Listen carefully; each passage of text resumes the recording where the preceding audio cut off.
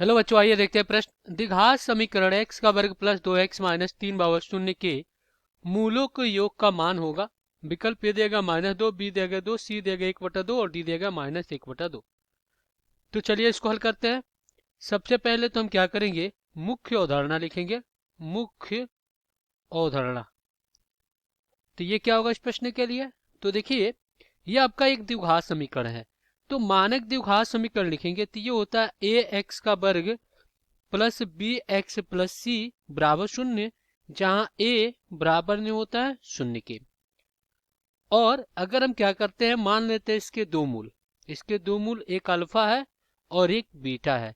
तो मूलों का योग क्या होता है, मूलों का मूलों का योग मूलों का योग अल्फा और प्लस बीटा बराबर होता है माइनस एक्स के गुणांक, एक्स के गुणांक, और बटा में क्या होता है, एक्स के वर्ग का गुणांक, एक्स के वर्ग का गुणांक यानी कि हम कह सकते हैं कि माइनस बी बटा क्या होता है, ए होता है।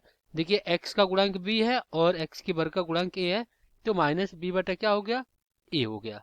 और अगर मूलों का गुणनफल निकाले तो ये होता है अल्फा गुणे बी बराबर अचर पर सी और बटा में क्या होता है, ए होता है। तो चलिए यहाँ पे हल कर लेते हैं। और हमारे पास जो द्विघात समीकरण है इसको लिख लेते हैं। ये क्या, एक्स का वर्ग प्लस 2x माइनस 3 बराबर 0। और इसके दो मूल क्या मान ले रहे हैं, अल्फा और क्या मान ले रहे हैं, बीटा मान ले रहे हैं। और इसका मान है, द्विघात समीकरण से तुलना करेंगे तो ए बराबर 1, बी बराबर कितना 2 और सी बराबर कितना -3। तो मूलों का योग क्या हो जाएगा, अल्फा और प्लस बीटा बराबर माइनस बी बटा क्या होता है, ए होता है। यानी कि बी कितना आपका, बी यहाँ पे 2 है और ए 1 है। तो ये हो जाएगा -2 और बटा में 1, यानी मूलों का योग अल्फा प्लस बीटा बराबर -2 आ गया। तो ये क्या हो जाएगा, आपका उत्तर हो जाएगा। अब हम क्या करते हैं, विकल्प में देख लेते हैं कौन सा विकल्प से हो रहा है। तो यहाँ पे देखिए, विकल्प आपका ए सही हो जाएगा। आशा करते हैं बच्चों ये प्रश्न आपको समझ में आया होगा। धन्यवाद।